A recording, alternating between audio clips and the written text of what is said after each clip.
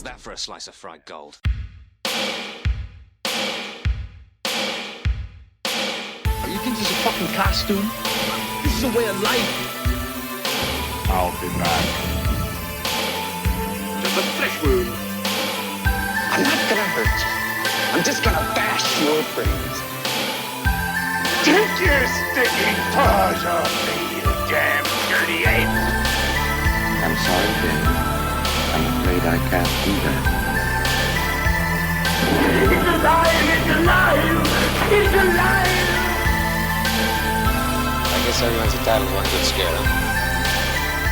It feels good to be back, and I was like, if we were real podcasters, one thing we would do, and if we were real David Lynch fans, and Todd's like, we're not. I was gonna say. All right, let's pump the brakes. One thing we could do is we should do the whole episode in that weird backward talking kind of way. Yeah. At least just one of us, though. Here's the thing.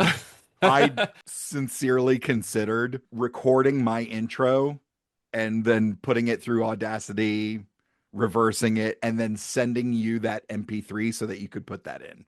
Wow. But you didn't do that, so. I don't think that's going to go over well.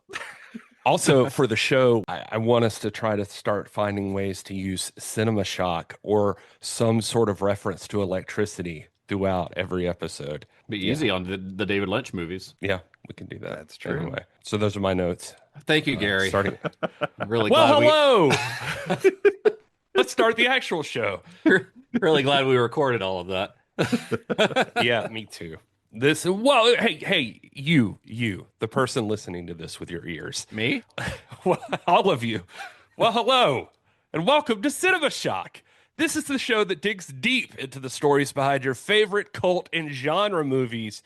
We do all the research so that you don't have to.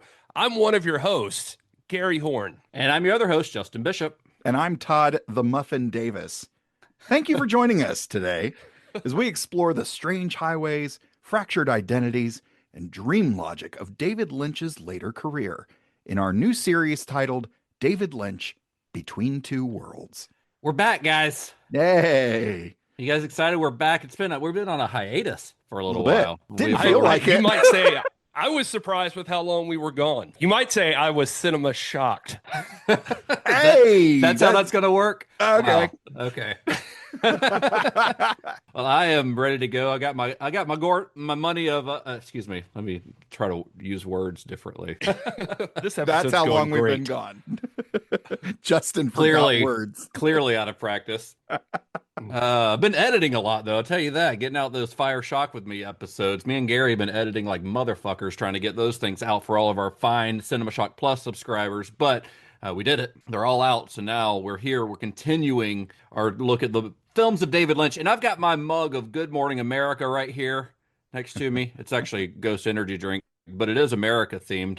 But here it is, guys. We made it. We spent a big chunk of last year, actually. Can you believe it's been that long? But we spent a big chunk of 2024 taking a deep dive into David Lynch's career with our series, David Lynch Absurd Encounters. In that series, we talked about his early years as a visual artist, the creation of his debut feature, Eraserhead, and the stories behind all of his films up through Wild at Heart. And let's not forget, I don't remember us bringing this up, but like Mel Brooks famously described him as Jimmy Stewart from Mars. Yeah.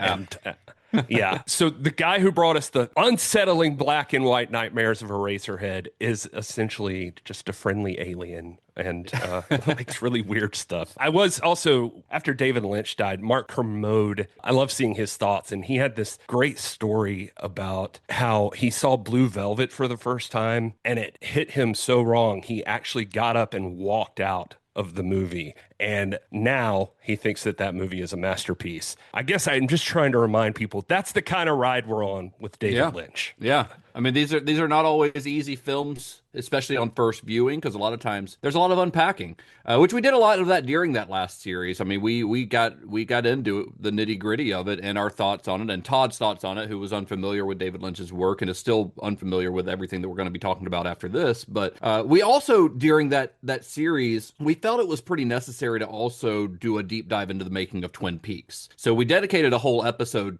just like we do for movies, to the pilot of Twin Peaks, which was directed and written by David Lynch and is feature length. It's an hour and a half long, so it basically is a movie. It just happened to air on TV. Of course, Twin Peaks being the groundbreaking show that he created with Mark Frost, which went on from 1990 to 1991, so it didn't last very long. But if you're a paying member of Cinema Shock Plus, then you've also gotten the chance to hear us walk through the entirety of Twin Peaks.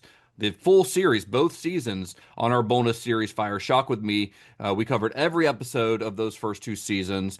And if you haven't checked that out yet, now is probably a pretty good time to put in a plug to remind you that all of those episodes are currently available on Cinema Shock Plus at cinemashock.net/plus for just $5 a month. So if you really want like the full David Lynch experience with us, I highly recommend going and listening to those, especially since they tie directly into today's film. Yeah, when we say full Lynch experience, we mean it. The whole Twin Peaks series is a wild ride. So if you have not seen it or have not talked about it, going into this, you definitely should. And I still get blown away that we're like going into this movie and thinking about how ABC was like constantly trying to kill Twin Peaks and how much of a following it had. Like they just didn't get it. Probably because, I mean, Lynch and Frost basically broke every single rule of television. I was even reading recently the season 1 finale. I don't remember if we talked about this, but they were giving ABC fake scripts about what they were going to shoot. That's just... Anyway, imagine having to pull a stunt like that just to make what you want to do. That's a cinema shocker. Am I right? It's, Wow. This joke is going to be great. I can't wait to do more of this. Well, I had a point to this for some reason. Oh, I was Ken Shearer, who we've maybe mentioned in passing, but he's basically like the COO of Lynch Frost Productions, and he handles a lot of their business. He tells a story in one interview that they kept moving them around during Twin Peaks, like that they moved them around on the schedule, and so he said they would take the show on the road, like to just view in different bars and things like that. So he said he took the log lady one time with him to Washington, D.C. And he said, we held a viewing party at a bar and it was trying to draw press attention to the fact that this is how people watch this show. And we were having a good time. And there was a guy there dressed as the log lady. So I went over and I introduced myself, and he said he was an MIT graduate and he worked in the Defense Department, and he had just like this big job. And he said, you know, I never watched television, and I went over to my friend's house the other night and they said, we got to watch this show. And I was really pissed off that they were going to watch a show while we're hanging out, but I sat down and I watched it, and now here I am dressed as the log lady. So that's was that the same guy who started that COOP group that helped bring Twin Peaks back for those last 6 episodes? Because I know he worked in the government. I think he was like a lobbyist or something, but he had a similar story that I remember reading. I wonder if it's the same guy. That may be. That's pretty interesting. I guess I'm just thinking too, just like that's the kind of impact the show has for people. Oh yeah, you either love it or you hate it. And there's not really an in between. And Twin Peaks fans are like diehard. They are diehard fans about it, and very passionate about the show and about everything surrounding the show. We were just talking before this started about Twin Peaks merchandise and how much of it there is out there in the world, because they're just a very loyal and passionate fan base. I mean, there's so much great imagery in Twin Peaks that you can use to put on, you know, like the chevron and the curtain and the owls, and there's so many cool images that you can put onto merchandise. I think that's all stemmed because, we started that conversation because I am currently wearing a Twin Peaks Fire Walk with Me t-shirt, and it is one of probably a half dozen Twin Peaks t-shirts that I own, just because there are so many of them out there and so many good ones. That just tells you how passionate people are about this series and about the mythology and everything that goes with it. And that's the kind of stuff you get to hear us dig into more on Fire Shock with Me, available on Cinema Shock Plus, so it sounds like I rounded this back out. That was good, Gary. Yeah, good job. You find out, did we love it? Did we hate it? Does Todd ever come around on David Lynch? I don't know, but you can get the extra stuff to find out. You can.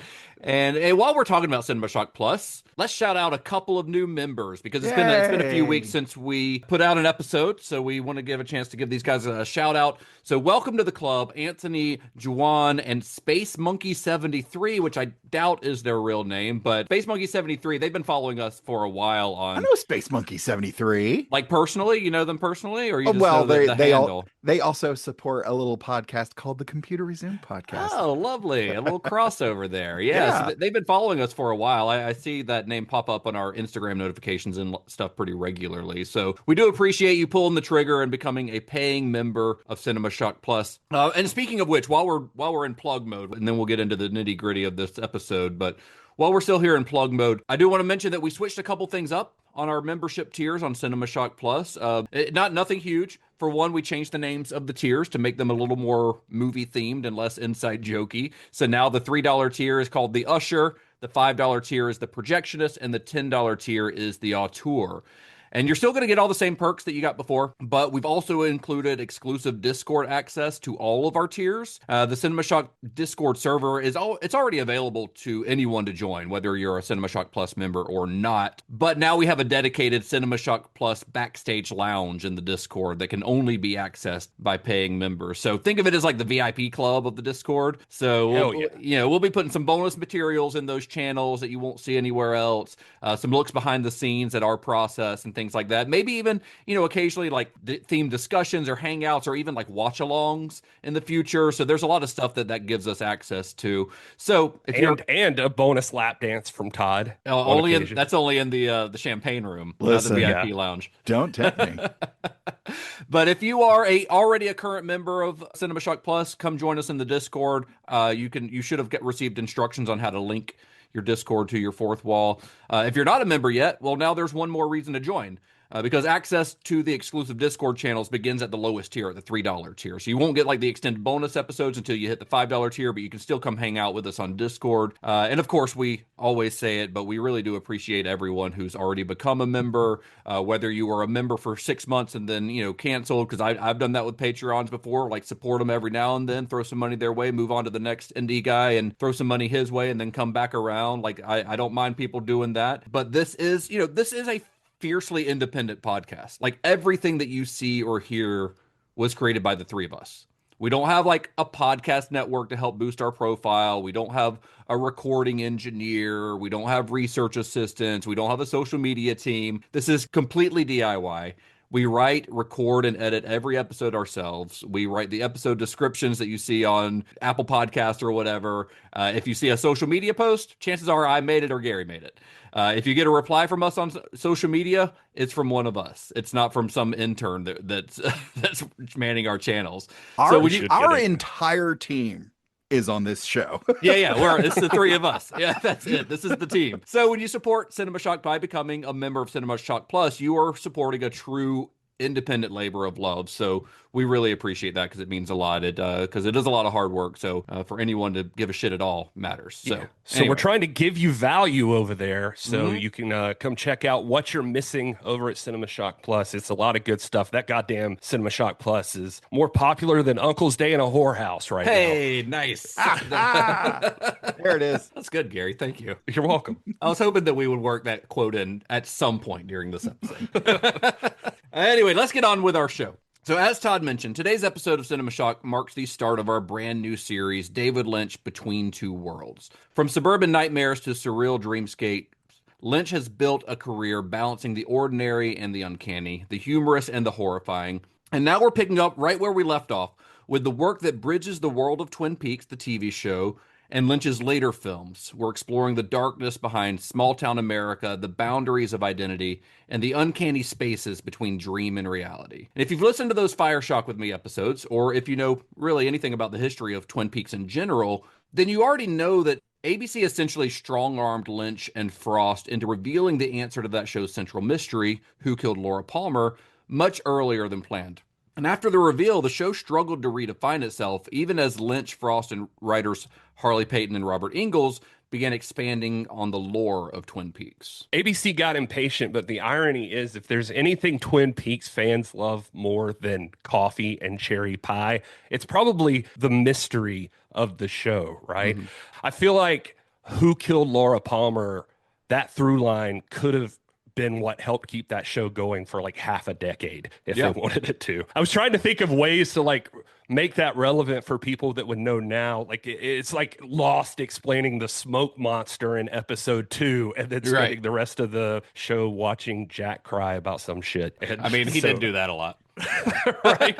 but there's no like cool smoke monster to wonder Right, what yeah, it is. I was trying to think, I was like, is there something more recent? And I was like, or it's like if in Yellow Jackets, you told us who survives the plane crash right up front in the pilot episode, and the rest of the show is just tips on outdoor grilling. Well, then, of course, after the show kind of sputtered along for a bit, it got canceled. Now, Lynch himself returned to direct the series finale, which ended on a tangle of cliffhangers, including an unforgettable final image that left fans desperate for more. So while ABC might have been done with Twin Peaks, David Lynch was not. Less than a month after that show's cancellation, it was announced that he would return to Twin Peaks with a feature-length film, but instead of resolving those cliffhangers, Lynch decided to go back in time, creating a prequel that documented the final week of Laura Palmer's life. Fans were like, hell yeah, you're going to show us what's next for Coop. And Lynch is like, no, but I am going to give you cocaine and incest right smack in your fucking face.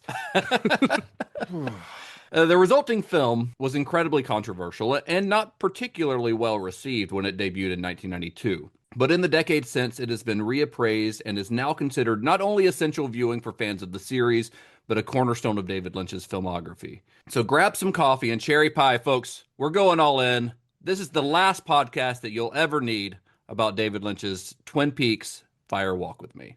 You think you know Twin Peaks? The killer will strike again. Then you burst into fire.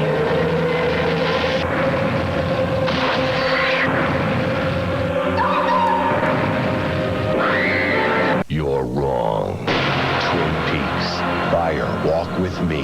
Rated R. Now playing at a theater near you. Hello! This is your spoiler warning. If you haven't seen today's subject, Fire Walk with Me, or Twin Peaks the series, then you should probably pause this recording and go watch those before you hear what the boys have to say. Because there's really no way that they can chat about revealing a bunch of pertinent information, including the identity of Laura Palmer's killer. Thank you, Gordon Cole. A little cameo from Gordon Cole here. Oh, sorry. I love that Todd immediately apologized. That was dumb. No, I love it. It's like he has this unnatural pull that he has to do it. And then immediately he's like, that was a bad idea. Swing for the fences every time, fellas. Swing for the fences. Well, after ABC pulled the plug on Twin Peaks, one of the show's production companies, Aaron Spelling Productions, actually kicked around the idea of keeping it alive on their own. They considered bankrolling a third season of the show and distributing it through syndication. But once they crunched the numbers, the $500,000 per episode price tag was just a little too steep. You see, kids, back in our day, we didn't have Netflix for failed or mishandled shows to get picked up by. If your favorite show got canceled, you better have recorded it on VHS or something. Otherwise, that shit was lost to time. I mean, this was released on VHS. Did they really? Oh, yeah. It's a great looking set. Yeah. Oh. But it's a good point. Like Todd said, there's no like Netflix style bailout you could have back then. And it's funny because after the second season, a lot of people close to the show, executive Ken Shearer, I mentioned before, he felt like they could get it somewhere else or like there was some interest in it. But then the main problem was that he felt like ABC didn't actually even own the show. Mark Frost and David Lynch should. Well, so then you've also got Aaron Spelling, you've got Propaganda Films, plus Frost Lynch Productions. So you've got multiple production companies involved. So it had the rights had to be pretty complex. And then they felt like that ABC felt like they had no real interest in it or stake in it beyond like ratings and advertising. And they were just kind of rolling their eyes at the whole thing at this point. And so like I think Ken Shearer had gotten brought in with like Lynch Frost Productions to like, they were going to have him help revitalize Twin Peaks. But before he even had a chance to really do anything, they shut it down. Kind of makes you wonder what could have happened if they'd have just been willing to embrace the weirdness a little bit more. Yeah. But meanwhile, a little stroke of luck or fate, if you prefer the Twin Peaks way of looking at it, had already set the stage. In February of 1991, this is just a few months before the show's cancellation, David Lynch signed a 3-picture, $70 million deal with the French distribution company CB2000. Now, true to form, Lynch's first thought after signing this deal was to finally get Ronnie Rocket off the ground. That goddamn Roddy Rocket. Jeez. You know, the script for that sold at that auction a while back where all of his stuff was auctioned off? I think it was the second highest grossing item at that auction. The number one was David Lynch's director's chair. I think that was the highest grossing. But the number two was the Ronnie Rocket script. So somebody out there spent tens of thousands of dollars on that script, and I hope they do something with it. I don't want them to make it. I don't want anyone to make it other than David Lynch, and that's not possible anymore. But I would love it to be published or something. You know, I think that would be really cool. Have you read it? I think I've read pieces of it on the internet. Would it work as a comic? Just curious. Probably. All right. You know, I think it probably could. Maybe. Anyway, after the series ended, after Twin Peaks ended, David Lynch kind of pivoted and he went back to the folks at CB 2000 and said, "Hey, what if my first film in this deal was a Twin Peaks movie?" And he explained that he's just not finished with this material yet. Have I told you about Ronnie Rocket?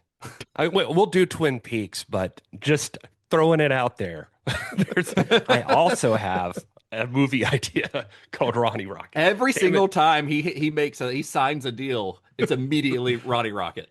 That's right.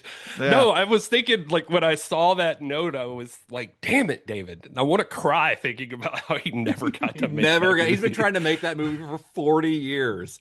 It's like more mythical than the Black Lodge itself. Like, it's just thinking about Ronnie Rocket. But one cool thing about it is if you look at that now, like worlds within worlds and beings, you use electricity to manipulate reality. You can really see him still trying to get those ideas in, because keep in mind that when he came back to Twin Peaks with that simmering in his brain, you know, he's not just coming with the coffee and pie stuff. Like he's looking for more surreal and definitely some more electricity stuff. Honestly, in one interview, Lynch described Firewalk with Me as his cherry pie present to the fans of the show. However, one that's wrapped in barbed wire. Mm-hmm. Interestingly enough, now I know what I'm giving you fucks for Christmas.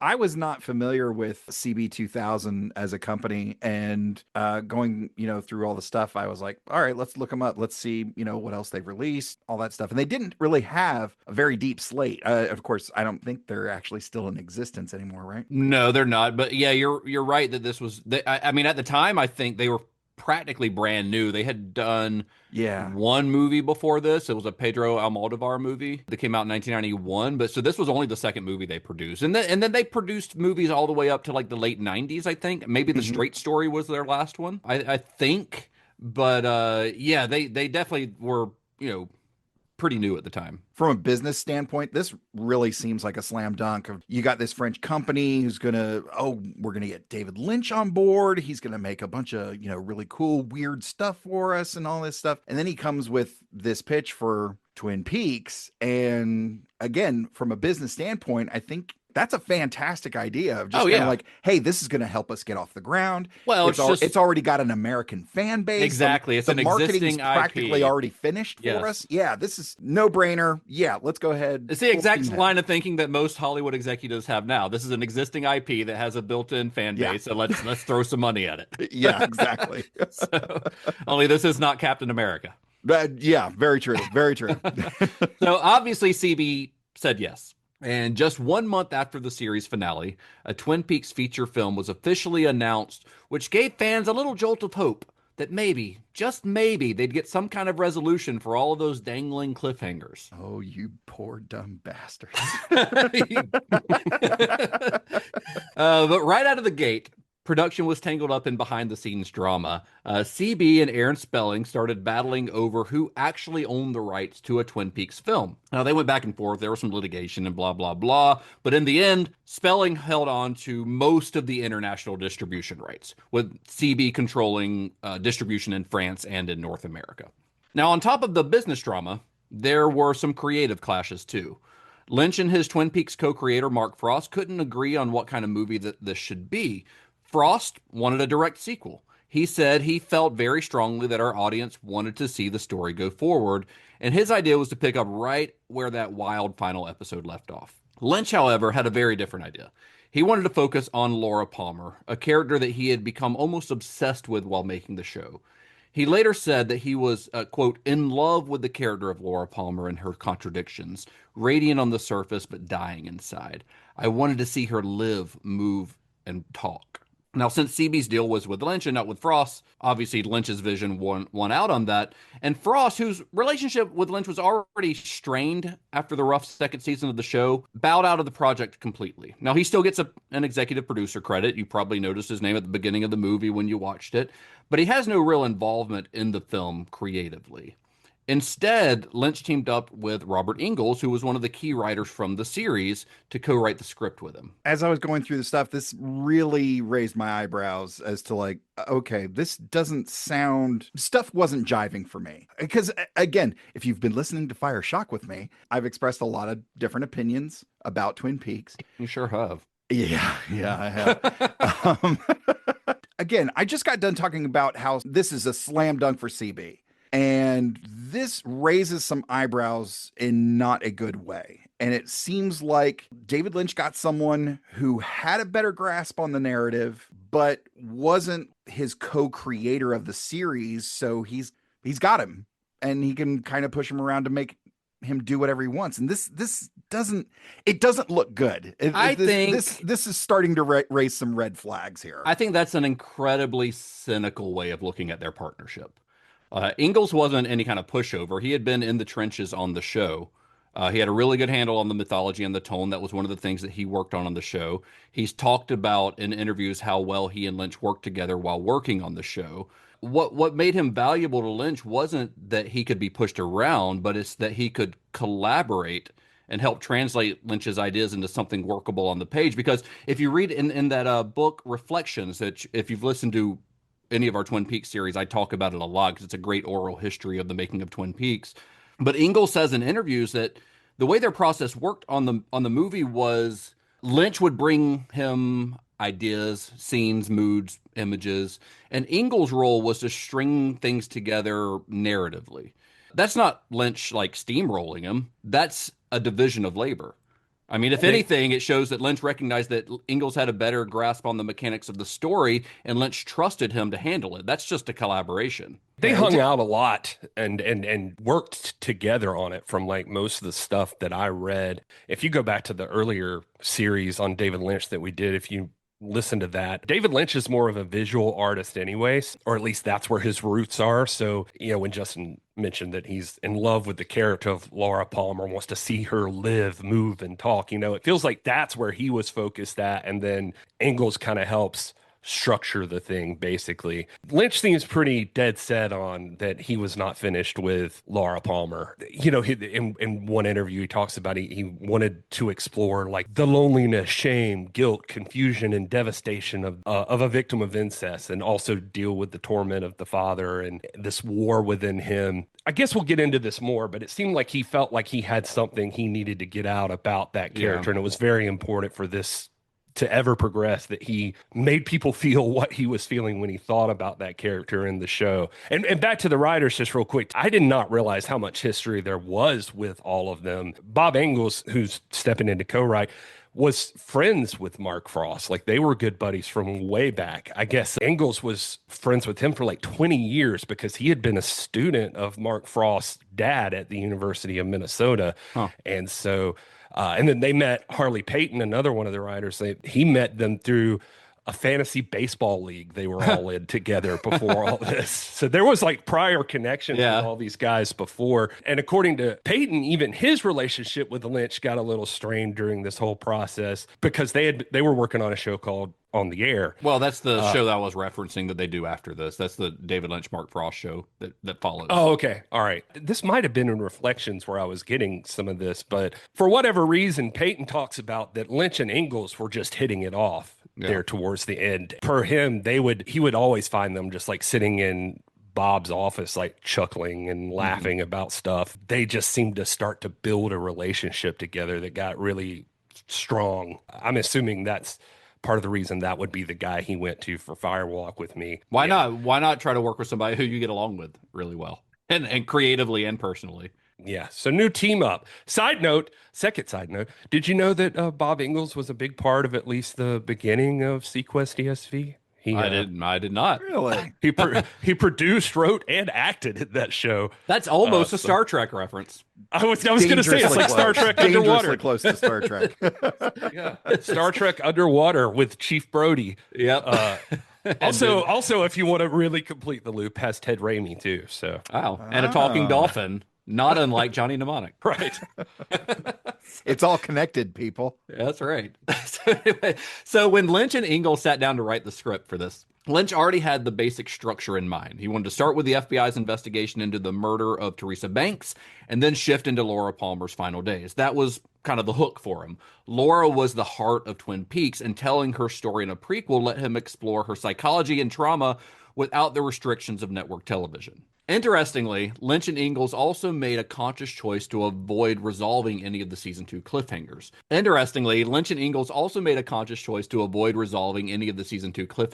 They worried that new audiences might feel like they had to have seen the show in order to get the movie. But the initial plan was actually to make a trilogy of Twin Peaks movies. Fire Walk with Me was just going to be the first, with later films moving back and forth in time, something that's already hinted at here, where the dreams of the future intrude on Laura's story with warnings of Cooper's fate. Makes midichlorians and Jar Jar not look so bad. I don't know what you mean by that. And let's go ahead and move on, fellas. I'm 0 for 2. Here we go. I mean, other than it being another prequel, I don't know what you mean. Yeah. I wrote these late at night. Should have gone ahead and rested the old noggin before. And then reread them over? Yep. See if that made sense? That's what happened. All right. I bet Liam Neeson would be cool in Twin Peaks. I bet you're right. Yeah. And Jar Jar. Yeah, I'd watch that. I bet Jar Jar in the Red Room. This does make you wonder, though, if Lynch had gotten to make those sequels, I wonder if he would have brought Frost back to co-write once the story expanded beyond Laura, because it could have explored things that happen after the finale. Because if you're going back and forth in time, this is a prequel that's also sort of a sequel in a way, because it does reference things that happen at the end of the show. But if you're you're playing with time with the further 2 films, then you could have definitely resolved some of those cliffhangers or continued those stories. Obviously, we can't say for sure. But I do feel like some of those ideas that he had for those other 2 films probably resurfaced in The Return years later. I have a feeling that some of the stuff in The Return might have had their initial seeds in these 2 unmade Twin Peaks sequels.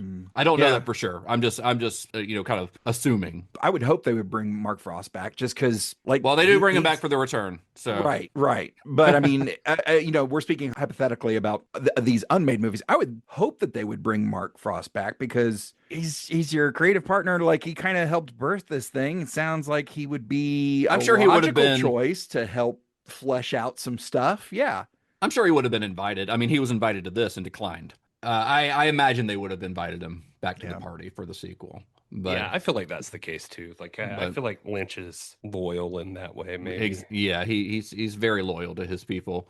So the initial script that Lynch and Ingalls completed was massive. Like, I forget how many pages. It was like 400 pages or something. It's like a really big script. Oof. And it featured most of the major characters from the series. And at one point, you really could have imagined it as a continuation of that big ensemble world. And a lot of that stuff actually did get filmed. But once Lynch got into the editing room, he stripped a lot of it away. Now, we'll get to the details on that later, but whole storylines, whole characters just gone. And most of those supporting faces ended up on the cutting room floor so that the finished film could stay laser focused on Laura's story.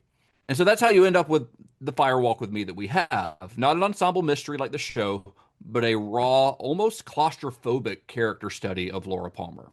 And of course, if the film is going to live or die on Laura Palmer, then it's crucial to get the casting right, both in terms of bringing back familiar faces and figuring out how to fill in some gaps where certain actors didn't return. Of course, Cheryl Lee being the big one. You got to have Cheryl Lee back for this. And of course, Cheryl Lee said yes, no hesitation. David invited her back to do this, and she 100% was in from the get-go. Because this was really appealing for her. You see, on the series, she got to sink her teeth into a real character with Laura's look-alike cousin, Maddie Ferguson. She was on quite a few episodes in the first season and the second season. But playing Laura was a different story. Most of the time, she only appeared in flashbacks or lying very, very still as a corpse. This was a job that was supposed to last 4 days for Cheryl Lee initially, and it became the thing that she is most known for. And Fire Walk with Me gave her the chance to finally play Laura as she lived instead of just as a memory. Later, Lee said that the prequel allowed her to, quote, come full circle with the character. So I remembered, Justin, what you said when we were about to start this. About to start what? The movie? When we were The about to Twin start Peaks. when we were about to start covering Twin Peaks. Okay. Because you It's a knew long I time was ago. going to react a certain way, which of course I did. You're very predictable. Yeah. Reliable. I like to think Yeah. reliable. You said don't get hung up on the Laura Palmer thing. It's not about Laura. Well, it's not about the mystery so much. Laura's the one that all the other stories branch out from. Right. Yes. She's a plot device. So, I mean, do we have any more, or do you guys have any theories as to what coming full circle with the character really means? Because Think about a it. lot of the stuff is already explored in the series. Sort of, but I mean, from an actor standpoint, think about how Sheryl Lee's relationship to Laura evolved. Because on the show, I mean, Laura was an absence. Like, she was a body. She was a mystery that everyone was reacting to. Okay. More of an idea than a character, really, on the show. Most of Sheryl Lee's real acting came from playing Maddie, and it wasn't until Fire Walk with Me that she finally got to fully inhabit Laura. Her light, her darkness, her contradictions, the full scope of her as a human being. So that's the circle, right? She started with Laura's end, and only years later did she finally get to come back around and play her in life. And I think besides even just what the character represented for the show too, I mean, this changed her whole life, like this character did, you know. So it's even for her, like in real life, a chance to understand more about that character.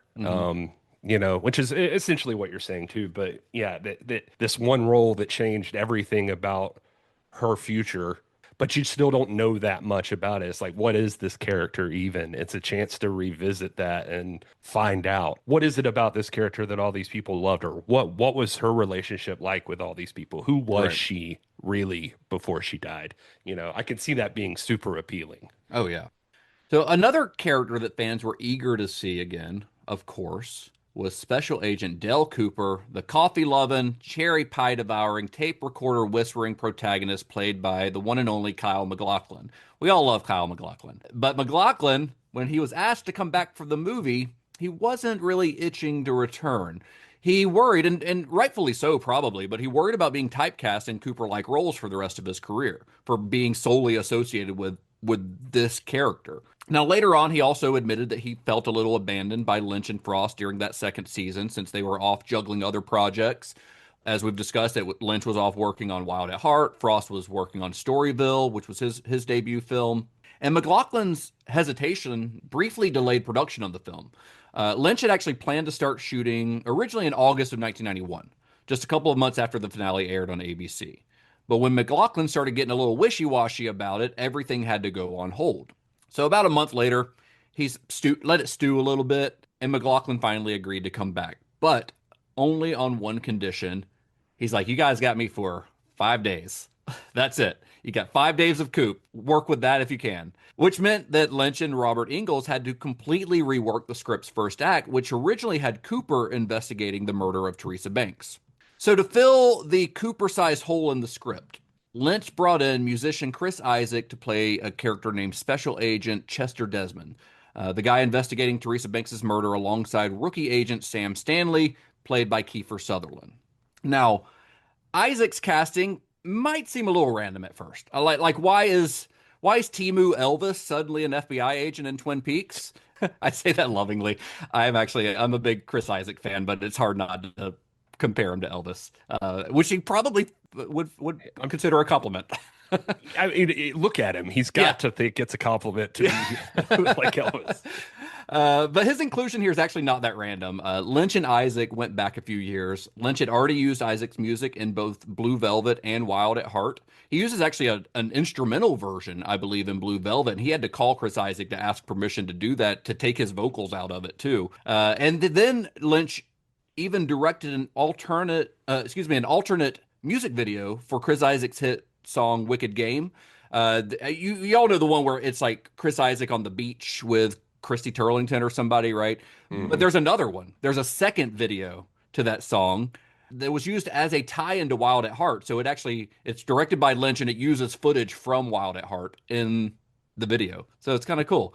And honestly, that launched Chris Isaac's career. He was kind of struggling before that. So David Lynch using his music in Blue Velvet, and especially in Wild at Heart, essentially helped to put Chris Isaac on the map. And all of a sudden, Wicked Game went like double platinum, I think it was. My point is that they already had a history. So when Lynch needed a cool, mysterious G-man, Isaac was already on his speed dial. Do you think he really had speed dial? No, I think he probably had his secretary call. Well, yeah, that makes sense. Passenger pigeon.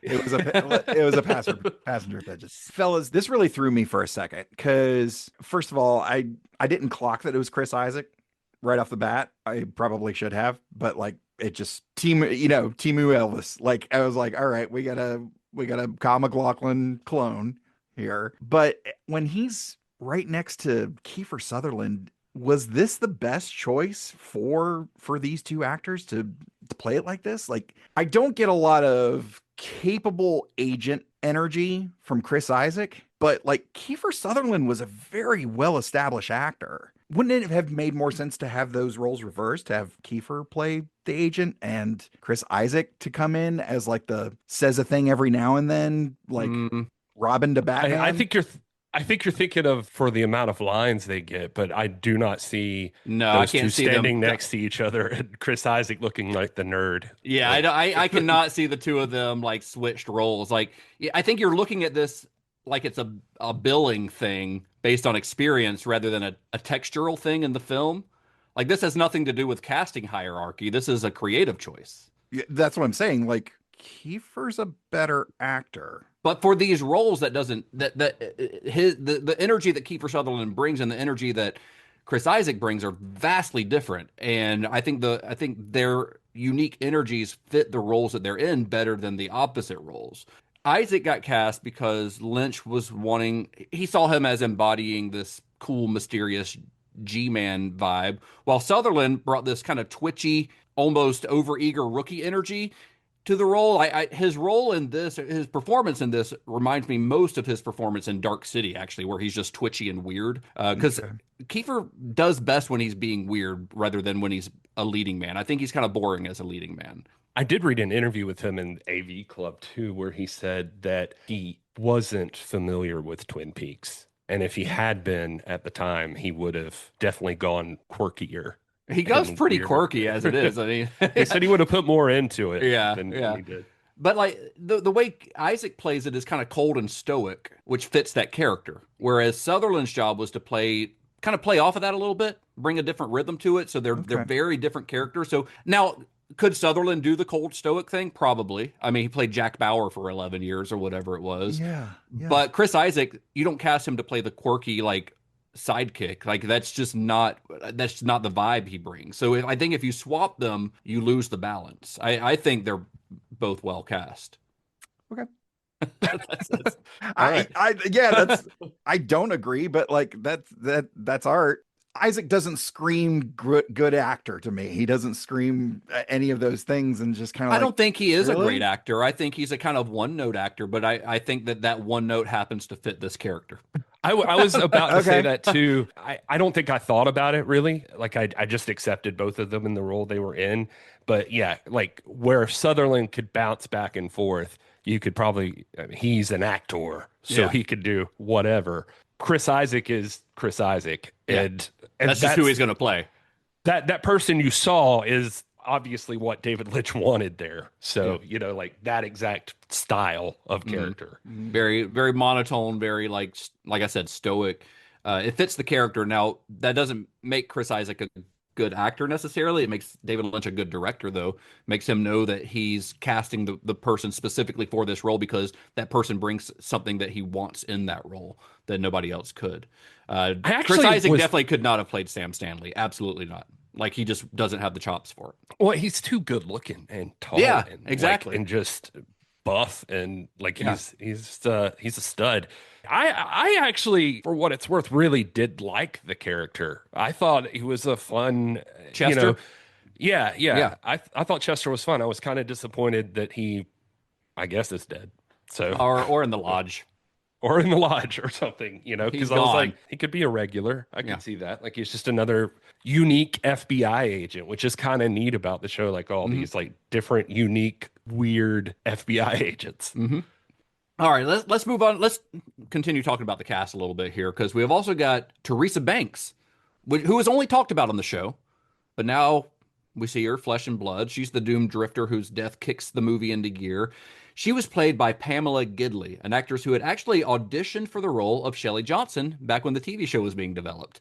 Now she lost that part to Majan Amick, but Lynch remembered her and kept her in mind and cast her here.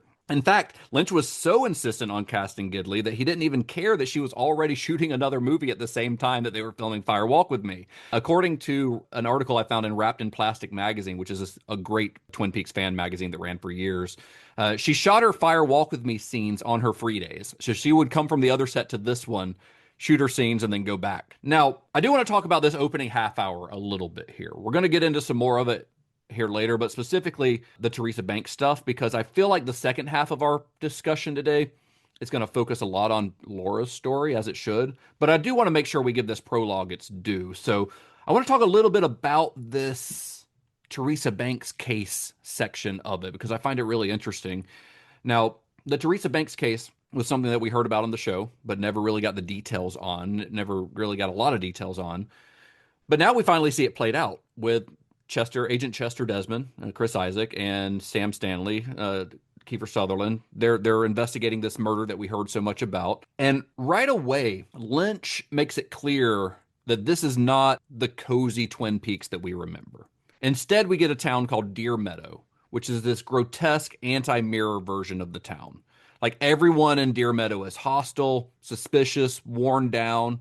It's just filled with resentment and coldness, the total opposite of that warm, welcoming vibe that defined Twin Peaks at its best, the thing that Agent Cooper fell in love with when he first arrived. And you can see it in all the little details here. Like, you've got Hap's Diner. Hap's Diner is like the bizarro double R. Instead of Norma standing behind the bar being all smiley and cheery and serving you cherry pie, you get fucking Irene, grumpy-ass Irene, standing back there serving awful food. The sheriff's office follows that same pattern.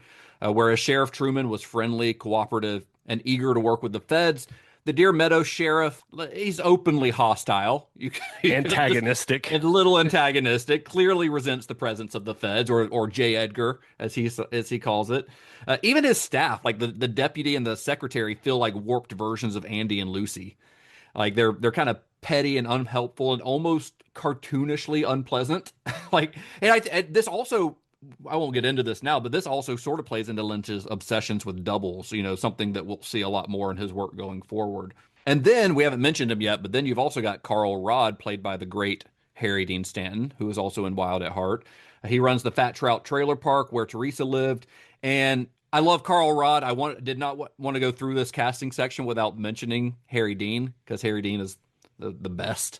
This character is like kind of world weary and detached, and he mutters weird lines like he's already seen too much. Like, it's a classic Harry Dean Stanton role.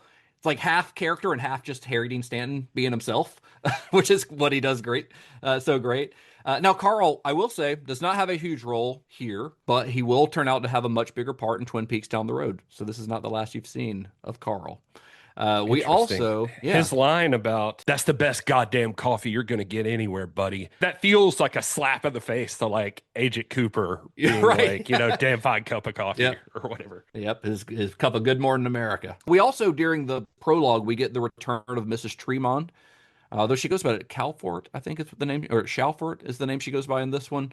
But that's that old lady that was played by Frances Bay that Donna met during her Meals on Wheels stop back in season 2, I think it was, of Twin Peaks. And we get her grandson, Pierre, the boy in the white mask here, or here he's wearing a white mask for most of the time. Now, in this prologue, they're just sitting in their trailer kind of watching the kid doing his little coin magic tricks or whatever it is he's doing. And they barely say anything, but obviously they're very recognizable from the show. So they kind of just hang over this whole sequence like a bad dream, like a nightmare. And of course, this isn't the last time we're going to see them in the film. They show up a couple times later on. They show up outside the Double R and hand Laura that strange framed picture that becomes one of her portals into the lodge world. Everything about this opening is very bizarre and very twisted and very It feels almost, like I said before, like a mirror image of Twin Peaks. Even the body of Teresa Banks. When we first saw Laura Palmer, she was sort of serene, like this serene image of this like angelic girl wrapped in plastic. You see Teresa Banks, and she's sort of twisted and gnarled. We see her on a slab with her mouth open and her eyes open. She doesn't look like she's sleeping peacefully like Laura. She looks like she died a violent death. So even that's sort of a weird mirror image of what we saw in the pilot of Twin Peaks. Now, to me, this whole Deer Meadows sequence feels like Lynch is tearing down the world of the show right from the start. Like, there's no cherry pie, there's no friendly sheriff, just the ugliest possible mirror image of Twin Peaks. So what did you guys think of this opening sequence? I think you nailed it. I mean, you kind of went through every example I can think of on like exactly what Lynch is going for here, and that's why you see the TV get smashed in the first place. Oh like, yeah, right very up top of the unsubtle. movie. That's like the most unsubtle symbolism that David Lynch has ever put into a movie, where it's like you know exactly what he's saying with that smashed TV. Yeah, He's saying we're not on ABC anymore. Yeah, and he's saying you want the show, you're not getting the show, you're getting this fucking nightmare world. Like Yep. this is a totally different vibe than what we've been doing with Twin Peaks. But it's kind of interesting, and it's like just I didn't know what to expect at first, but I kind of, especially by the end of the movie, it was the choice to make. I don't know how you couldn't have told any of this story and done it like Twin Peaks, I don't think. I felt like there were so many scenes, especially in this opening, that were like hooks of just kind of like, oh, this is what this movie's going to be. Like, we're going to investigate Teresa Banks. Like, oh, because I mean, again, from our discussions of the series, that was one of the things I brought up at least more than once of like, hey, do we get any more information about her? Especially, since the killer is connected to Laura Palmer. Do we hear any more about that? So when we start seeing her, I'm like, okay, cool. And we're going to talk about it later, but there's the whole scene in Philadelphia, in the office in Philadelphia. And I was just kind of like, oh, this is kind of cool. Like, but this was just kind of, it felt like it was just slamming on the brakes and steering really hard in a different direction. The interactions that Chester Desmond has with the local PD, to me, doesn't even really make him look like he's got his badge and gun. He just forgot his balls. Like, what are you talking about? Like when he is in the sheriff's office and they're giving him shit, he immediately like overpowers that deputy and makes him get the sheriff and give him what he needs. He grabs him by the nose. Yeah, I mean, eventually, but that's within 2 minutes of walking in the door. I think I'm thinking more of the interaction with the sheriff himself. The most boring fight scene I've ever seen. The fight scene's not in the movie. It's only in the missing pieces. Oh, is that in the missing pieces? Yeah, that's not in the movie. Oh shit. Sorry. There's a reason it was cut from the movie. It's because it goes on too long. Okay. So I can't. I don't think you can use that as your argument. No, can't use that. Sorry. Fuck. Honestly, I thought there were like some really cool things in this first half hour, but like felt like they just kind of didn't go anywhere eventually. Yeah, this is a dark version of Twin Peaks, like you said, kind of that dark mirror image, to a point where I was like, oh, is this because the whole and I may be getting ahead of myself a little bit, but like the Black Lodge, I wondered if there was a world outside of the Black Lodge, like in that negative space. I was like, are we in that negative space? Like, is this the Upside Down? This type of like an alternate version? Yeah. I was like, is that where this is going? Because that's kind of cool. And it turns out to not be, but it was just kind of like, this thing seems to be all over the place. And then we move on to Laura. And I was like, oh man, I wish we had spent more time with this person or that person or in this scene or in that scene. And it was just kind of like, I mentioned I wish there was more Chester. Like, I mean, it is a weird stop to that part. If I had to like nitpick something, I mean, I guess I would say that like it's just kind of then it's just over, because I had kind of gotten invested personally in it. Then he like, reaches and grabs the ring, and then poof. Yeah. and then it's done. But I think And it's I think that had the effect on you that Lynch was going for. Yeah, you may be right. Like maybe that's it. It's just like I want to know more about that. But but then you also remember that I mean this movie is about Laura, so I get why he's doing that. I mean the movie is about Laura. That's the subject that he wants to focus on. He's also exploring some of the mythology of like the Black Lodge and things like that. And I think this Teresa Banks investigation, a lot of that is giving you a lot of little bits of mythology that are going to be important to Laura's story. Yeah, I was going to mention that I think that a lot of it too with Teresa Banks is that by the time it gets around or what ends up happening to her, I mean this establishes the real danger that Laura is in. So it's kind of like the prequel, like the preface or the prologue or whatever for Laura's story, basically. Right. Yeah. Yeah, it's clear that I'm on a different wavelength than David Lynch is. I feel like everybody's on a different. Most people are. Most people are on a different wavelength. I try to go in with no preconceptions, no thought to. That's a little impossible here since you've already seen all of Twin Peaks and you've already seen every David Lynch movie up until this. So you can't really come in with no preconceived notions of what you're going to expect. Well, I mean, like behind the scenes of just kind of like any of this stuff, motivations to do any of it. I'm just trying to sit down, watch it, let it wash over me, and give my honest thoughts as they come. So I definitely didn't really catch a lot of what David Lynch was trying to say. I don't know if he's upset about how things went with ABC, or if it's just kind of like, okay, forget everything you saw in the series. Like I didn't really catch all that, but it didn't make me feel good. I'll say that. This is not a feel good movie. For the most part. Clearly, I mean, there's very little that's feel good about it, and I think that's what this first part was supposed to do, is to go ahead and get your expectations out of the way that you're watching Twin Peaks, because you're not, and that's why he's just like hammering it in, altering this part of it. This is dirty and grimy and.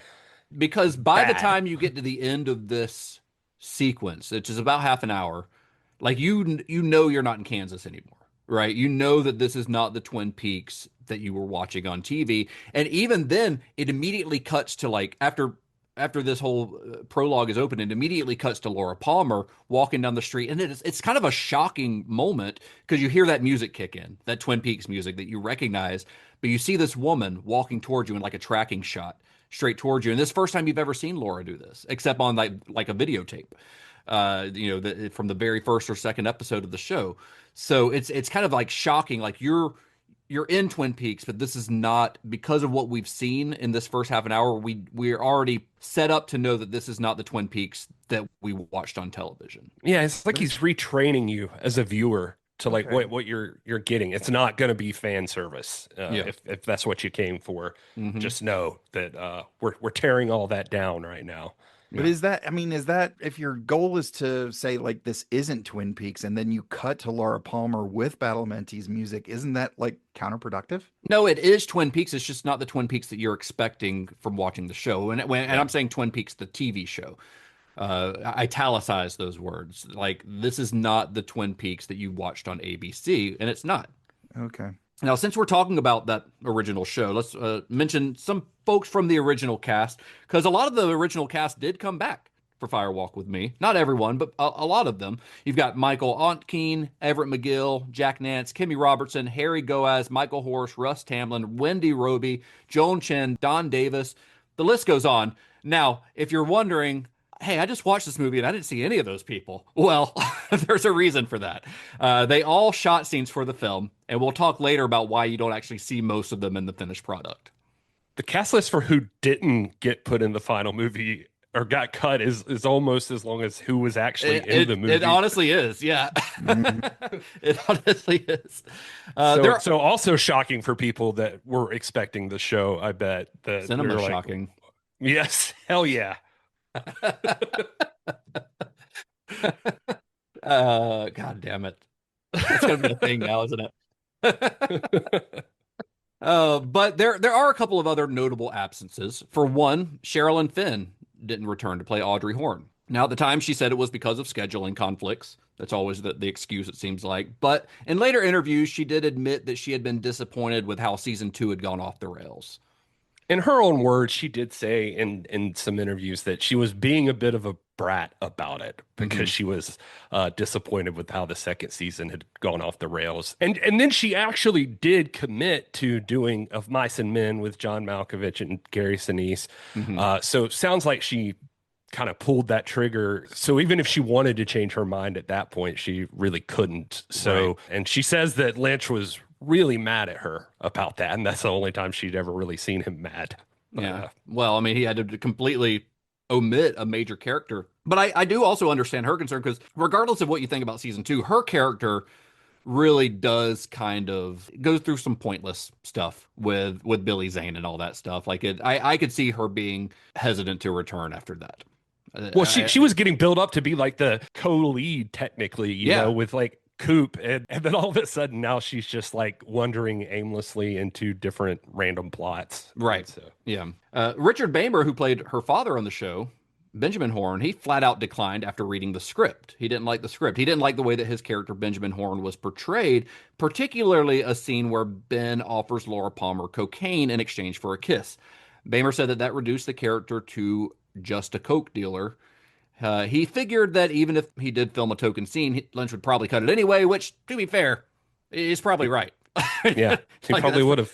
And honestly, if Ben had been portrayed as a coke dealer, would that be less offensive than the Civil War thing that he did in season 2? I think he's thinking more along the lines of what his character means to him, basically, that like there was more depth to him than just being a coke dealer. And I'd even seen some stuff where he was like, you know, he keeps a picture of Laura on his desk. Yeah, like weird. Why? That's a guy there's more to that than just like. Well, he says that he loved her even in the show. You know, like he was like most men who seem to meet her, he's in love with her. Yeah, so there's more to I'm sure he felt like there's more to that relationship than, you know, or at least in his eyes, than just like I'm your dealer and transactional. Yeah, you're a hoe. It's a different cringy, but yeah. Now, if you've seen the film, and I assume that you have, or this episode's going to be very confusing for you, then you probably noticed that Laura's best friend, Donna Hayward, is played by a completely different actress. On the show, Donna was, of course, played by Laura Flynn Boyle, but Boyle didn't return for the movie. Now, like Sherilyn Fenn, her absence was chalked up to scheduling conflicts. Later, she also said that she was extremely disappointed in the way the second season got off track. And on top of that, there have been some reports that she turned it down because she felt Lynch's treatment of women was misogynistic, although I have not found any direct quotes from Boyle herself to back that up, so I think that might just be hearsay. But still, Donna has a major role in this story. I mean, she's Laura's best friend. You can't just cut her out entirely. Like, you can cut out Audrey Horne and it not have as big of an effect, but you can't cut out Donna. So Lynch had to recast the role, and he recast it with an actress named Moira Kelly, an actress who had previously worked with Sheryl Lee on a TV miniseries called Love, Lies, and Murder, which, let's be honest, sounds like it could be an alternate title for Twin Peaks. But fun fact, Moira Kelly grew up a devout Catholic, and she once dreamed of becoming a nun before pivoting to acting. And when she was offered a role in She saw Sister Act. that changed her mind. But when she was offered a role in Fire Walk with Me, she actually went to her priest for permission, specifically because of that explicit pink room scene where she has some mild nudity. Yeah, it's a hell of a pivot. Yeah. For those of you who have been listening to, you know, everything that we've been talking about with Twin Peaks, and you thought I wouldn't have anything positive to say, get ready. I actually really like Moira Kelly in this. Oh, I think she's great. Yeah. I agree with you, Todd. I thought it was going to be controversial as a take, but I like her better than Laura Flynn Boyle. I do too. I like her better than Boyle. I think she's more believable as a high schooler, but most importantly, I think she's got this kind of doe-eyed innocence. Absolutely. That especially when juxtaposed with, you know, Laura, actually kind of heightens Laura's position as this horribly traumatized young woman. I 100% agree. She's got a sweetness to her that Laura Flynn Boyle doesn't have. Like, Laura Flynn Boyle can do the vamp thing really well. Yeah. And when she gets into some like noirish, like femme fatale type moments in the show, it works. But Moira Kelly is it just has a like a sweetness to her. Like you worry about her in the pink room scene. Like you legitimately worry about her in a way that you might not have with Laura Flynn Boyle, because Laura Flynn Boyle seems more, the way that she portrays Donna seems more capable of taking care of herself. Yeah. Whereas Yeah. Moira, you feel like, oh, she's out of her depth. Like she has gotten into some shit here because she's trying to follow her friend, and And you get scared for her. Yeah. yeah, and to Todd's point, I mean, you get it just really elevates Laura as a character too, to see their relationship that she probably has like a life that Laura kind of envies and wishes that she could have, Well, or you at see how least be loving more like that. her father is to Laura. Yeah, yeah, You know, and that, exactly. Yeah, and then how protective Laura is over her adds something to Laura too, and it's believable that she looks at her like a little sister or something, and yeah, has to protect her innocence because she yeah. knows she can't have hers, but this Well, girl doesn't have to be corrupted in this. yeah, this thing happens with Laura where she, despite all the like kind of bad things she does, and I just finished listening to the audiobook of The Secret Diary of Laura Palmer, which I highly recommend. It's really Yeah, it's good. good. You can only get it on Audible because it's an exclusive, but it's Cheryl Lee performing, and it adds a lot of weight to what happens in this movie, I think, because you get to actually see all the stuff that she was going through for years leading up to this movie. But one of the things is that Laura, as depraved as some of her acts are in The Secret Diary, she's doing it from like a place where she is hurt. She's a hurt and damaged person, but she never wants to hurt another person, and that includes Donna. So in that pink room scene, which is I think one of the best scenes in the movie, in that pink room scene, like she watches the guy put some sort of powder into Donna's beer, right? And she says, "Chug a lug, Donna."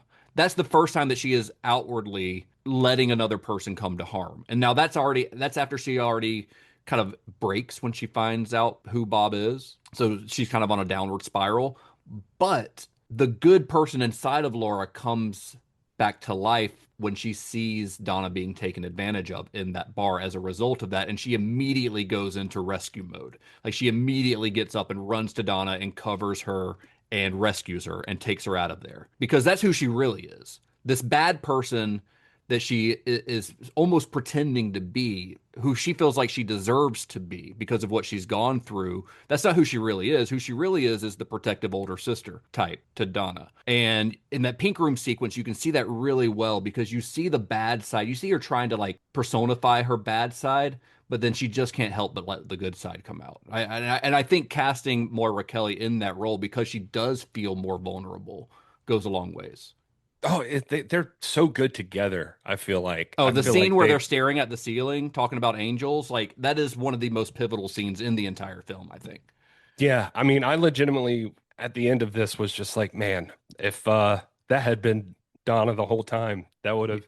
Yeah, I don't mean any slight to Laura Flynn Boyle. I just think that Moira was so perfectly cast in that role. 100%. Yeah. Absolutely agree. So between returning players, missing faces, and even a major recast, the ensemble looked pretty different from the TV show. And on top of all that, Lynch added some new characters who'd end up becoming pretty important to the Twin Peaks mythology. Now, one notable new face is a guy named Jurgen Prochnow. You might remember him from David Lynch's Dune. He had a very prominent role in that one, but here he pops up in a blink and you'll miss it cameo as the woodsman, rocking a very long, very fake looking beard during the convenience store sequence. The woodsman, plural, will actually become really important to Twin Peaks lore later on. But here it just kind of feels like Prochnow wandered in from a community theater production of Fiddler on the Roof. Like it's such a bad looking beard. Yeah. And that weird knee slap. Yeah. Oh, the yeah. backwards knee slap kind of thing. Yeah. Yeah. That's wicked. Yeah. So that's him. That's Jurgen Prochnow, legendary German actor. He's a huge name. So I have to kind of imagine that he was doing this as a favor to Lynch, because there's no other reason that an actor of his esteem would be in such a small role, unless Lynch intended for that role to be expanded upon in the other two planned films, which is possible because, like I said, the woodsmen do play a bigger role later on. And then, of course, there's the big piece of casting here, David Bowie. David Bowie shows up in a short but very unforgettable scene as FBI agent Philip Jeffries, another character who ends up being way more important to the mythology down the line. I think you forgot David Bowie's middle name is fucking. It's David fucking Bowie. You're right. He I was deserves it. reading an interview with Bob Engels and how this came about, and I thought it was kind of funny to mention. He's first of all, Judy. By the way, he says his wife's sister's name is Judy. So Bob that's where Ingalls? that. Yeah, Bob Engels. His sister-in-law. Yeah, Okay. yeah. I don't know why I said it that way, but whatever. And I mean, it's the same thing. I was just specifying.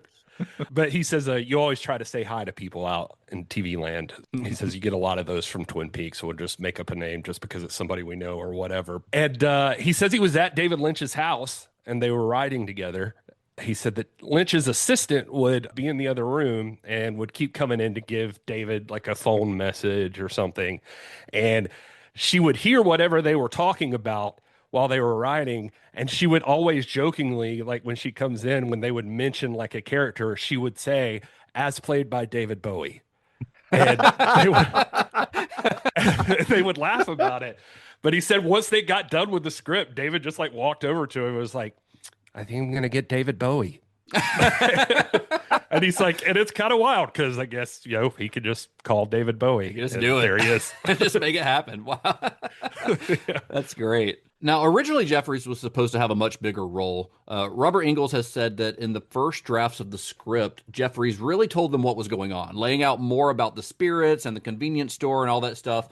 But in editing, Lynch cut most of that back a good bit, actually. So instead of Jeffries delivering a bunch of exposition, he's just this sudden burst of chaotic energy. He drops in, he freaks everyone out, and then he vanishes. Now, Bowie shot his scenes in about 4 or 5 days. That's all he had because he had to head off to rehearse with his band Tin Machine. They were about to go on tour. And he later said that he did not like his performance. He was not thrilled with how it turned out. He especially did not like his Southern accent.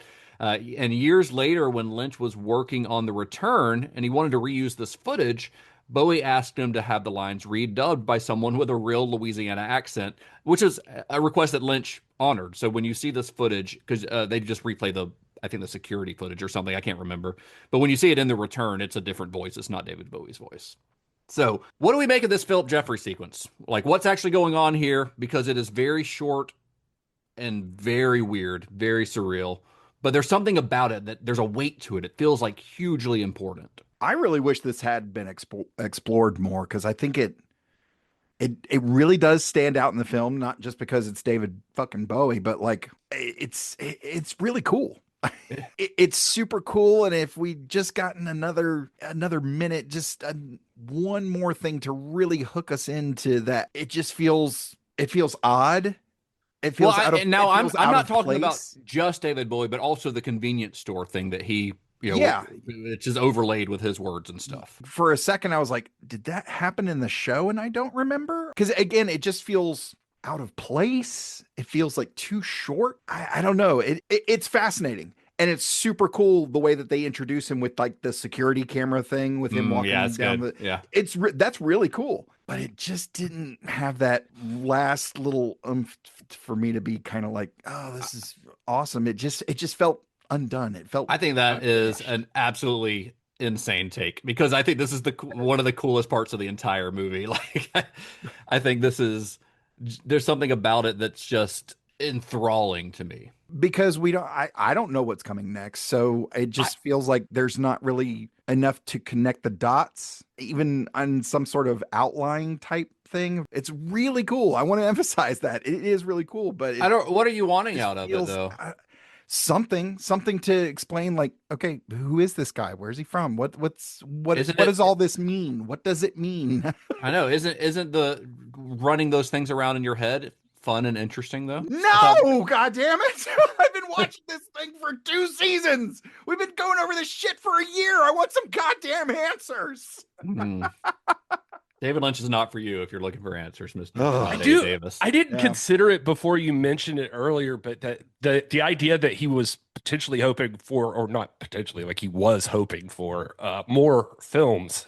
You kind of get the idea maybe some of this he pulled back on because he would expand on it later, potentially. Yeah, it's possible. But I mean, because you're right, it does feel hugely important. I think you hit the nail on the head there, but it's that, I think you said chaotic energy or whatever, that burst of that happens because he kind of cuts back on explanation, which I get Todd's frustration with. There was a part of me that was like, he's teasing the mythology, but he's not like giving you much to go on. But he's giving you a few more morsels, though. Yeah. Like he's giving you a little bit more than the show did. Because Todd mentioned the missing pieces, and I know we'll expand on that later. But, in his sequence that you see there, it becomes a little clearer that there's some weird stuff happening with him, or you get a little more detail into what he's at least doing. Not like an explanation for it, but like you see more out of him. Yeah. So and you get kind of, I think I was thinking of this earlier too when I mentioned Ronnie Rocket and the electrical energy kind of stuff and all of that. I feel like that's actually in the missing pieces part that kind of you see more of it there. Yeah. But it seems like he was trying to integrate some of those ideas from that screenplay here for you to see. But I really liked the scene. I didn't have a problem with it. I wish we got to see more, honestly. Yeah, but I think that's almost intentional. Like, I feel like David Lynch is trying to give you just enough to get you thinking, to get your gears working and wondering, because he loves a mystery. He loves a mystery more than an explanation. So he cut back some of the explanation to give you more mystery. But the thing is, like, I mean, this is a hugely important scene mythology-wise, because one of the main bits of information that he drops here is about the convenience store. He mentions the convenience store, that he was with them in their meeting above the convenience store. Now, if you remember back in the series, Mike, the one-armed man, Mike, he said, when he's explaining like his and Bob's relationship, he says, we lived among the people. I think you say convenience store. We lived above it. Like, that's where these lodge creatures, these lodge beings, whatever they are, that's kind of their home, or at least their meeting place. And that's all we got in the show, that creepy little hint above the convenience store, right? Fire Walk With Me is the first time we actually see what that means. And it ends up being pretty pivotal as far as the lore of the Black Lodge and things like that, because it's the first time that we've really gone into that realm. We've gone into the Red Room. The Red Room is arguably not the Black Lodge. It is arguably like a waiting room for the lodges. It's the first time we've really seen inside of the Black Lodge, probably. But depending on how you look at it, I think Jeffries himself, Philip Jeffries, can be read a few different ways. Some see him as sort of a prophet, like a Cassandra figure he's seen too much shit, man. He's been in the lodge for too long, and he comes back broken and spitting out fragments of truth, and nobody can really figure out what the hell he's talking about. Others take it more on like a dream logic level. Like, he just appears, rants, vanishes, and that's just part of the dream logic that Twin Peaks exists in. It doesn't necessarily add up literally, but it leaves you with this strong impression that reality itself is unstable. And I think casting David Bowie is about as good as a casting as you get for that role, because who else could you cast as a guy who's like gone to another dimension and come back with his brain scrambled, and it fits as perfectly as David Bowie. Like, David Bowie doesn't feel like he's of this earth anyway, right? Well, and I'm thinking like Gordon Cole just accepts it. Like, he just is like, this is normal, like this is fine. And that's a little weird, because I'm like, wouldn't the FBI want to investigate that or something? Like, has Gordon Cole ever gone to like the convenience store to be like, hey, do you have an upstairs? Do you guys have an attic? Is there a convenience store owner's like, I don't know. There's an old lady renting it with her grandsons or something, and they just hang out and eat cream corn all day. I don't know. There's a bunch of bearded dudes and a kid in a mask just hopping around up there. I don't know what's going on, but they paid the rental fee, so. Well, I think the tone of this whole first half hour of the show, or of the movie, excuse me, feels very different from the rest of the film, like tonally. Because once we cut to Laura Palmer a year later, I feel like the movie gets much more grounded in reality, with the occasional intrusion of this other realm of Bob and Mike or Laura's dreams. But like when Laura's walking down the street or Laura's at school, like it feels like you're in the same reality that we live in. But this entire stretch plays out. I'm talking about the Teresa Banks stuff and the Philadelphia stuff. It all really plays out like a dream from start to finish. Even the dialogue has this strange stilted cadence that the rest of the movie doesn't have, almost as if it doesn't exist in the same reality as the rest of the movie. And I do think that convenience store sequence, that is some of my favorite, like, most fascinating filmmaking that Lynch does in the movie, because this otherworldly like shit is what I love so much about Twin Peaks, and it's because he doesn't do it that often. Like, even in the show, it's just every now and then, because if it was all the time, it would maybe get a little old. But I love that I kind of don't know what it all means. I think Lynch's filmmaking here, combined with the editing and the music and everything, it creates an emotional response that you can't quite explain on a logical level. Like you feel it. It's visceral in a way that a lot of filmmakers can't pull off. And I think this convenience store sequence is a big part of that. Like you don't know what's going on, but you feel like something, this is important. And there are important little morsels in there, like I said, that'll get expanded upon. But I did want to take this opportunity, guys, to talk about one very interesting theory about this film that I came across while I was doing my research about this specifically about the prologue. And that theory is that this entire prologue, up until we see Laura Palmer, is actually a dream, and a dream that's being had by Agent Dale Cooper. Now, I don't 100% buy into this, but I think it's interesting enough to talk about. So stay with me. So, in one interview, when he was asked about McLaughlin pulling back, David Lynch said, and this is a quote, direct quote from David Lynch, "I love restrictions and I believe in fate. So what he did worked out just fine. There's no such thing as a problem. There are only solutions." Now, his solution, according to this theory, was to reframe the whole prologue as Cooper's subconscious sort of reworking the Teresa Banks case. Because remember, the series sort of, and they never flat out said it, but the series really implied that it was Cooper that investigated the Teresa Banks murder prior to Laura, right? Yeah. But it never gave us details, and it never specifically said that. We just sort of assumed. But this theory is assuming that that is what happened, that Cooper worked that case. So in this dream theory, Cooper's sort of replaying this investigation in his head, only he inserts a stand-in, this Chester Desmond guy.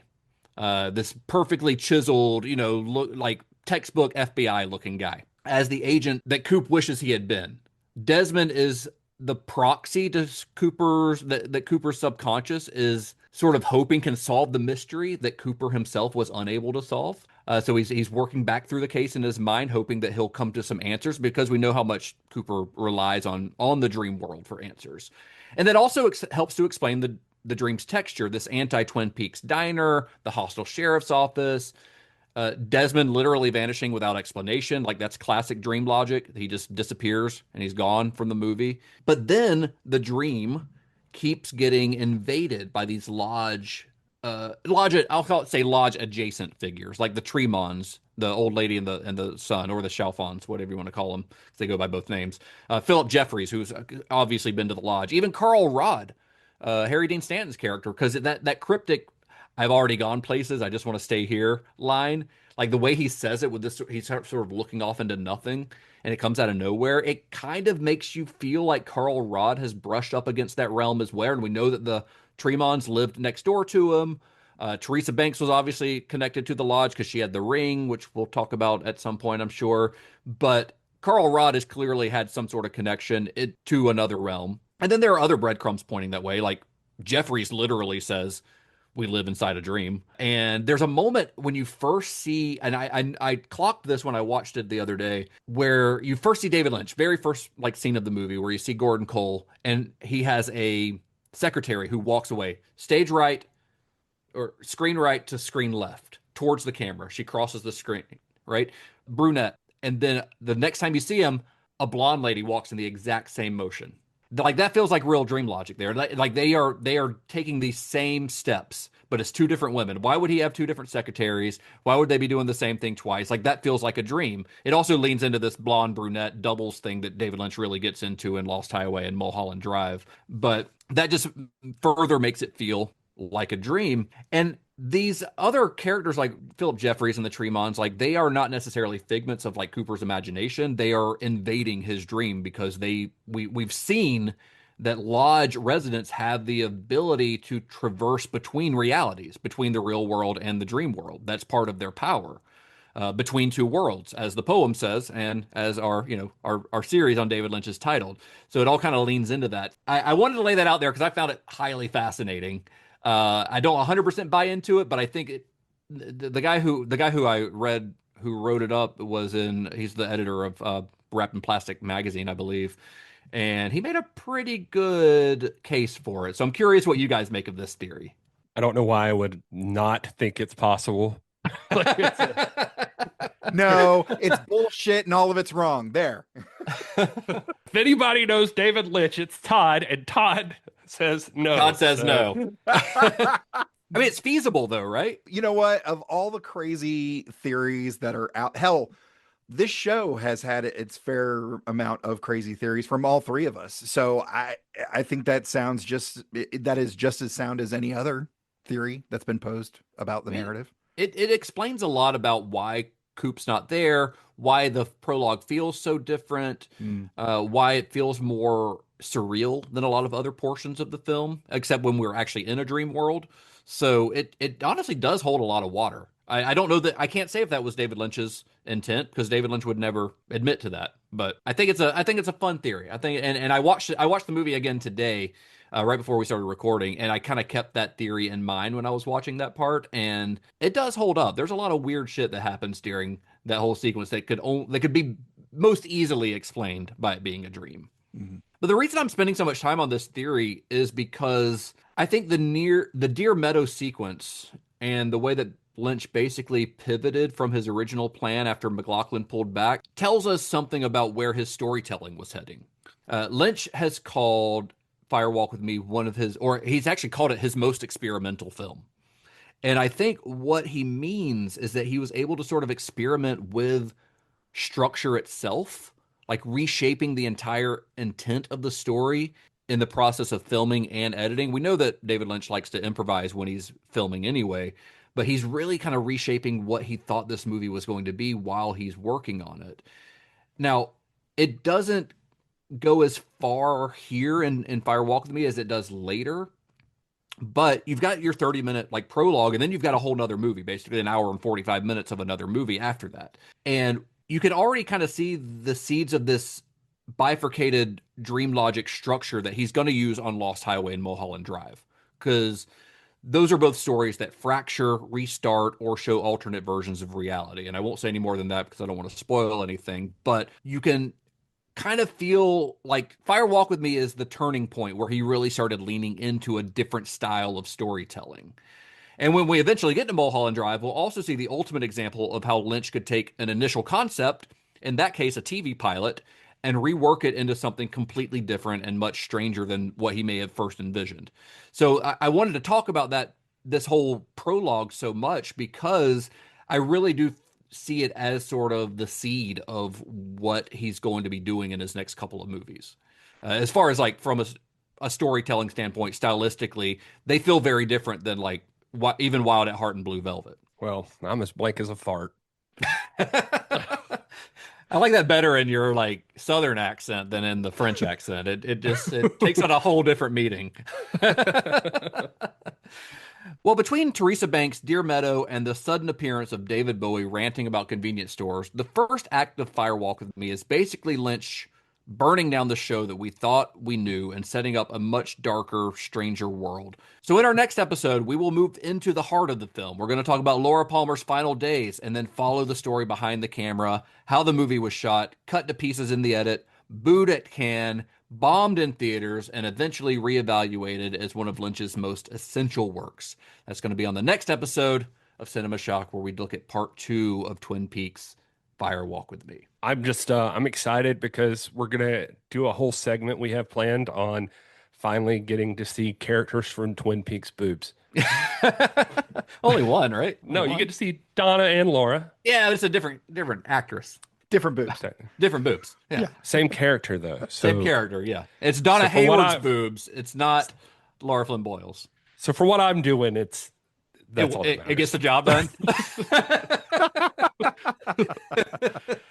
And this is why he had to make Fire Walk with Me, because of people like me. Because you're right. You're the problem. The male gaze. What is wrong with me?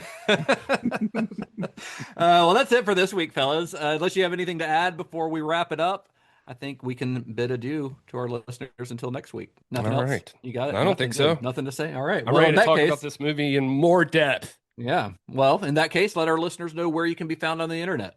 I am at This Is Gary Horn on all of the things. And I am at Mr. Todd A. Davis on all the things. And I'm at Justin_Bishop on some of the things. You can find Cinema Shock at Cinema_Shock on X and Instagram and TikTok. I think it's a different name on TikTok, but just search Cinema Shock and we're on there. And of course, join us on Discord. Head to cinemashock.net to find links to our Discord, or cinemashock.net/plus to join Cinema Shock Plus. You can also find on our website merchandise and all kinds of cool shit on there. It's a good time on the Cinema Shock website. And you'd already have the other half of this episode. That's right. You wouldn't be waiting a week until the next half if you were on Cinema Shock Plus, because those listeners get the full extended version of Fire Walk with Me. It's in their ear holes right now. It's got some bonus segments like further viewing and what's that other one, Somebody Needs a Nap, that we do, where we do all the movie reviews, and occasionally Todd will talk about one person who was on Star Trek and things like that. For this one, we actually have a whole segment that's going to tie into Fire Shock with Me, our Twin Peaks watch-along show that will only be on the extended version. So that's another reason to listen to the full one. And Somebody Needs a Nap's going to be good, because there are some people that are very angry that they watch this film. I bet there are. One of them's Todd A. Davis. Right. Well, that's it for this week, fellas. Until next time.